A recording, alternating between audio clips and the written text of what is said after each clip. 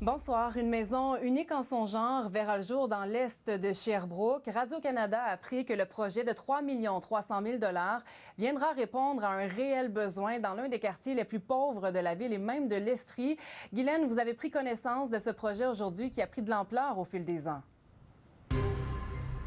Oui, puisque en 2014, il était question d'un projet évalué à 800 000 $. Le budget est maintenant 4 fois plus important parce que la maison de quartier 4 saisons réunit davantage de partenaires.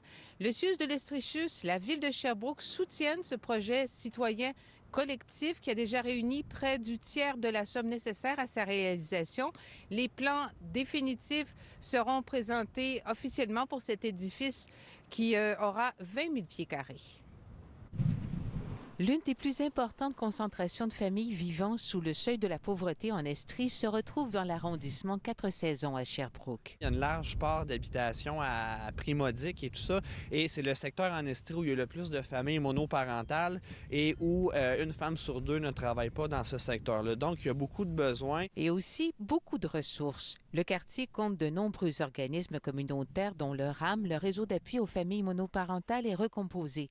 Ces organismes ont imaginé un projet de maison de quartier qui permettra de les réunir en un seul lieu accessible. Et c'est ici, sur un terrain adjacent à l'école des Jardins, que la maison des 4 saisons sera érigée. On a vu des vies se transformer sous nos yeux. Ça fait qu'on sait aussi que ce projet-là va permettre à tous d'être ensemble. La majorité d'entre nous, je dirais tous, les partenaires sont coincés dans nos locaux. Là. Ici, dans la petite salle, on peut avoir peut-être un maximum une quinzaine de personnes. Ça fait que là-bas, c'est prévu d'avoir une salle d'à peu près une centaine de personnes. Là. Ça fait qu'on va pouvoir vraiment encore plus briser l'isolement des familles puis les réseauter entre elles. Une douzaine d'organismes offriront des services à la maison de quartier, dont 6 s'occuperont des locaux sur une base permanente.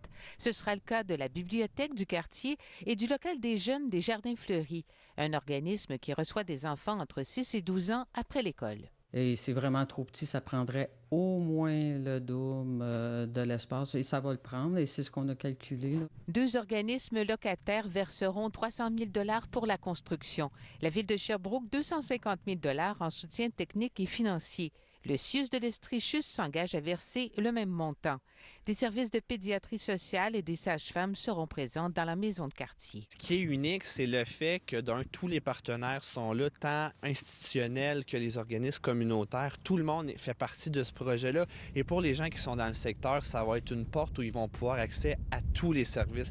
Reste à compléter le financement. On va prendre notre bâton de pèlerin et on va s'assurer que ça fonctionne. Le début des travaux est prévu à l'automne 2019.